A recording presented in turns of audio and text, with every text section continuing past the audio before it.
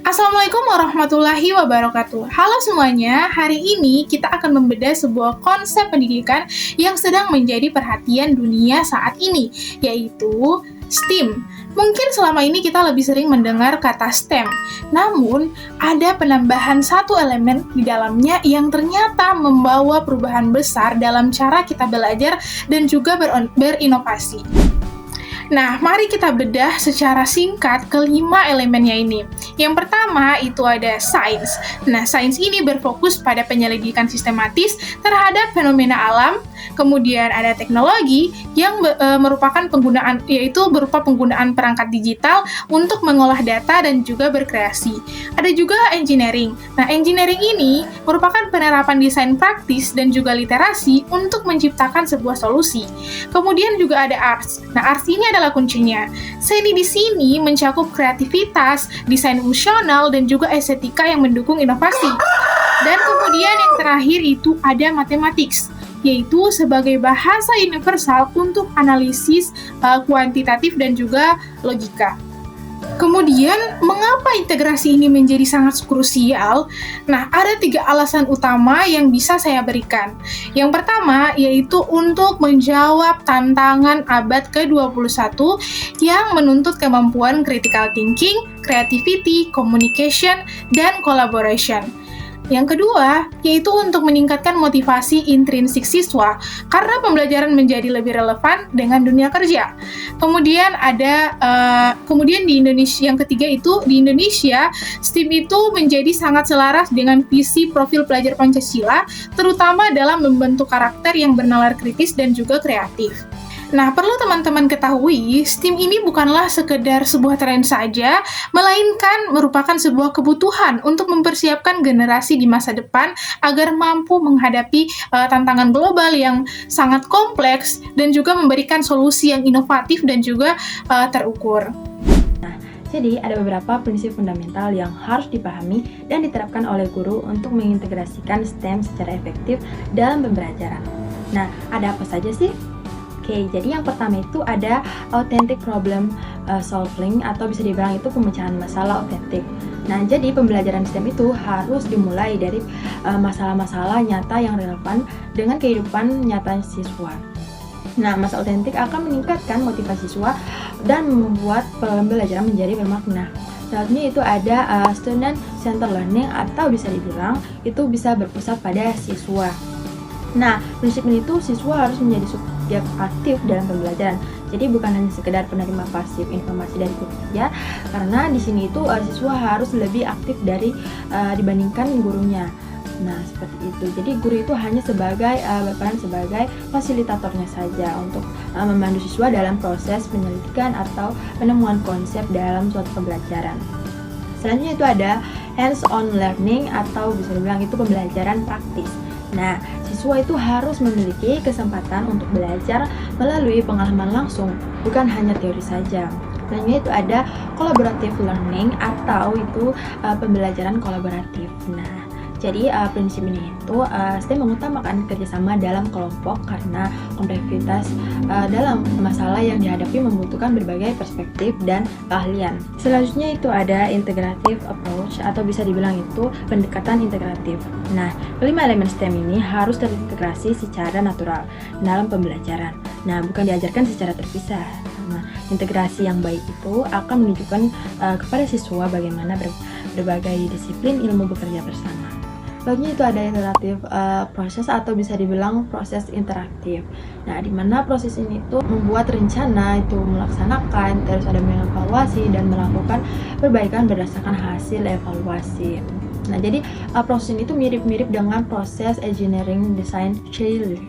Nah, selanjutnya itu yang terakhir ada reflection, atau bisa dibilang itu refleksi. Nah, jadi prinsip itu setelah menyelesaikan proyek atau kegiatan, siswa perlu diberikan kesempatan untuk merefleksikan proses dan hasil pembelajaran mereka.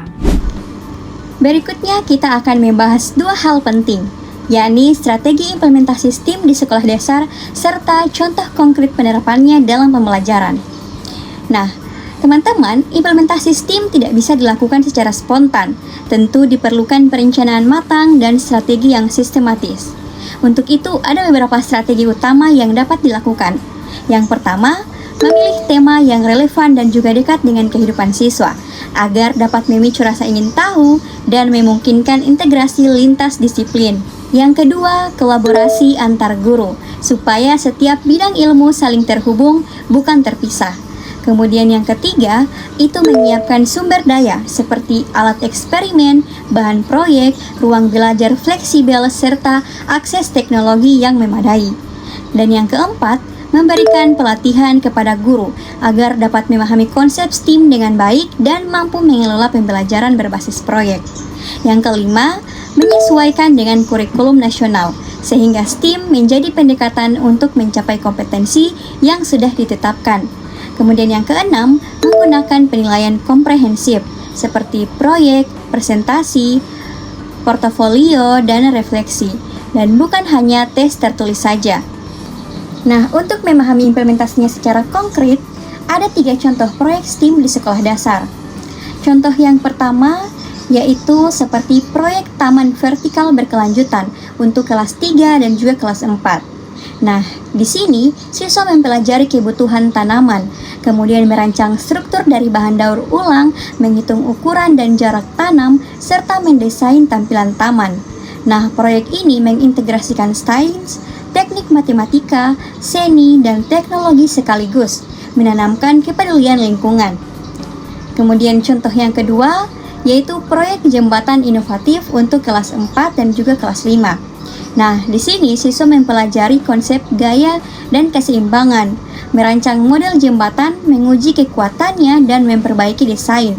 Dan mereka belajar bahwa proses rekayasa membutuhkan perhitungan, kreativitas, dan evaluasi berulang. Contoh ketiga yaitu seperti proyek alat penghemat air pintar untuk kelas 5 dan juga kelas 6. Nah, pada proyek ini, siswa itu diajak untuk menganalisis penggunaan air, merancang alat sederhana berbasis sensor atau sistem otomatis, lalu menghitung efisiensi penghematan.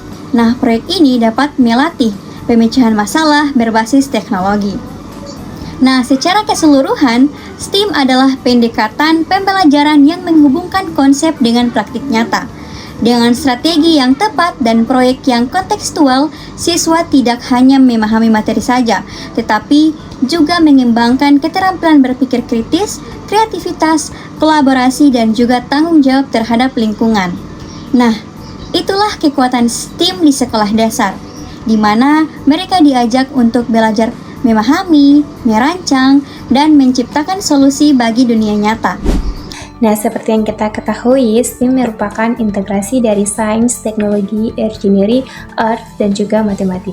Nah, dalam implementasinya, pembelajaran STEAM ini tidak hanya menekankan pada penguasaan materi, tetapi juga pada proses berpikir kritis, kreativitas, kolaborasi, dan pemecahan masalah nyata. Untuk mencapai tujuan tersebut, guru perlu memilih pendekatan pedagogis yang tepat. Nah, pemilihan pendekatan ini harus disesuaikan dengan karakteristik siswa, materi pembelajaran, sumber daya yang tersedia, dan juga tujuan pembelajaran yang ingin dicapai. Nah, ada 5 pendekatan utama yang sering digunakan dalam pembelajaran STEAM. Pendekatan pertama adalah Project Based Learning atau pembelajaran berbasis proyek. Menurut Thomas tahun 2000, Project Based Learning adalah pendekatan pembelajaran yang melibatkan siswa dalam mengerjakan proyek yang kompleks dan juga autentik dalam jangka waktu tertentu. Bisa berminggu-minggu bahkan berbulan-bulan. Nah, dalam konteks STEAM, proyek yang diberikan harus sesuai dengan kehidupan nyata siswa, sehingga siswa merasa apa yang mereka pelajari bisa memiliki makna. Nah, terdapat beberapa karakteristik utama dalam proyek based learning ini dengan pembelajaran STEAM. Yang pertama, proyek bersifat nyata dan relevan dengan kehidupan sehari-hari. Yang kedua, siswa memiliki tanggung jawab dalam merencanakan dan melaksanakan proyek. Yang ketiga, pembelajaran melibatkan berbagai disiplin ilmu serta berbagai disiplin ilmu secara terintegrasi. Yang keempat, menghasilkan produk atau karya yang dapat dipresentasikan. Yang kelima, proses pembelajaran sama pentingnya dengan hasil akhir. Dan yang terakhir, siswa bekerja secara kolaboratif dan saling memberi umpan balik. Nah, contoh dari proyek Basel Learning ini yaitu siswa diminta untuk merancang sistem penjernihan air sederhana untuk mengatasi masalah air kotor di lingkungan sekolah.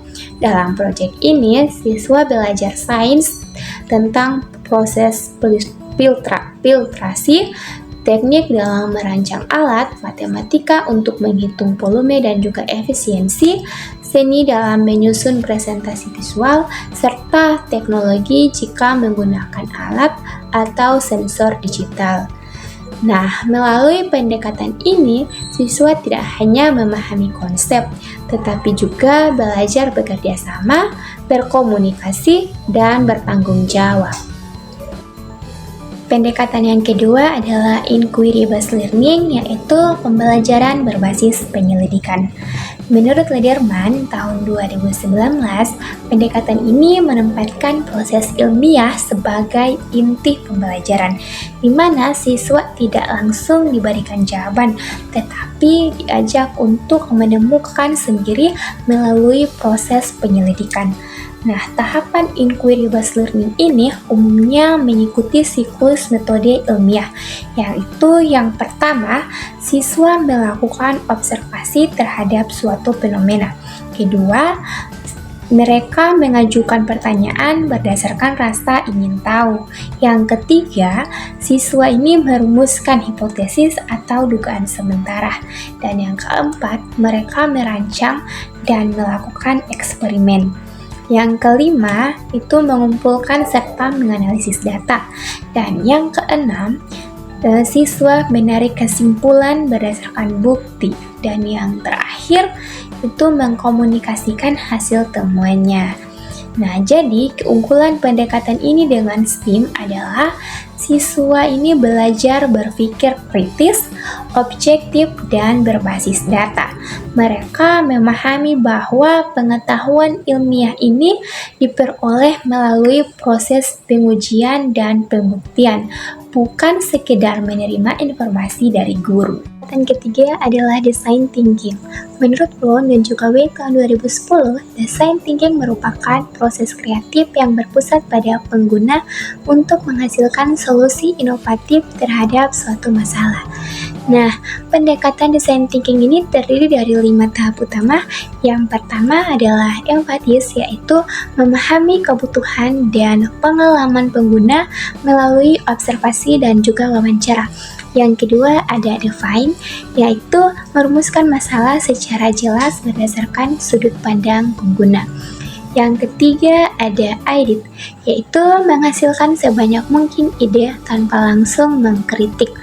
Dan yang keempat ada prototype, yakni membuat model atau rancangan sederhana dari ide yang telah dipilih. Dan yang terakhir itu ada test, yakni menguji prototipe dan memperbaikinya berdasarkan umpan balik.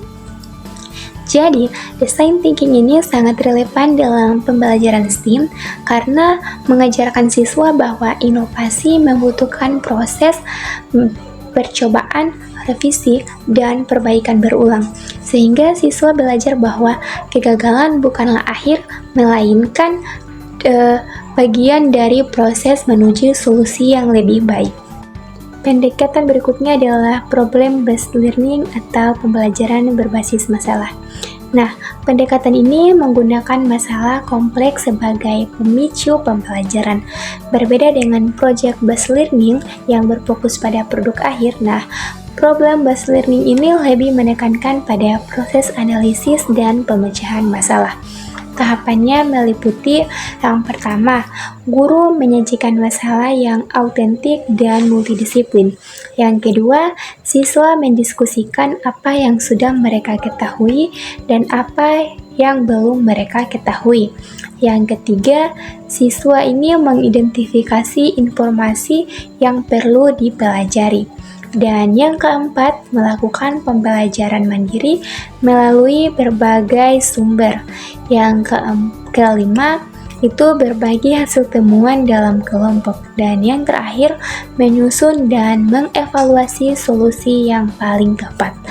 Nah, jadi pendekatan ini membantu siswa mengintegrasikan berbagai konsep STEAM dalam konteks nyata serta melatih kemampuan berpikir tingkat tinggi.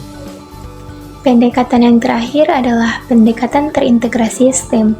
Menurut Wahono tahun 2020, pendekatan ini secara eksplisit menggabungkan kelima unsur STEM dalam satu unit pembelajaran berbasis tema. Karakteristiknya antara lain yang pertama, menggunakan tema sebagai penghubung lintas disiplin. Yang kedua, setiap unsur STEM saling mendukung. Yang ketiga, menggunakan konteks dunia nyata. Dan yang keempat, menghasilkan pemahaman konsep yang terintegrasi. Sebagai contohnya, itu pada tema perubahan iklim, di mana siswa dapat mempelajari sains tentang pemanasan global, teknologi dalam pengolahan data iklim, kemudian teknik dalam merancang energi keterbarukan, dan seni itu melalui kampanye visual lingkungan, serta matematika dalam menganalisis grafik tren suhu. Melalui pendekatan ini, siswa memahami bahwa ilmu pengetahuan itu tidak berdiri sendiri, melainkan saling terhubung. Meskipun model pembelajaran STEM memberikan banyak manfaat bagi siswa, implementasinya di sekolah dasar Indonesia masih menghadapi berbagai macam tantangan. Salah satu hambatan utama adalah kurangnya pemahaman terhadap konsep STEM itu sendiri. Masih banyak tenaga pendidik yang kesulitan membedakannya dengan STEM atau cara mengintegrasikannya. Untuk mengatasi hal ini, sekolah perlu mengadakan pelatihan berkala, menyusun buku panduan yang praktis, serta membangun komunitas belajar antar guru agar mereka bisa saling berbagi pengalaman dan mengundang ahli di bidangnya. Hambatan kedua berkaitan dengan keterbatasan sumber daya dan fasilitas, terutama bagi sekolah yang terletak di daerah terpencil dan masih minim akses teknologi. Solusi yang dapat diterapkan yaitu dengan memanfaatkan bahan lokal atau barang daur ulang serta menjadikan alam sebagai laboratorium alami.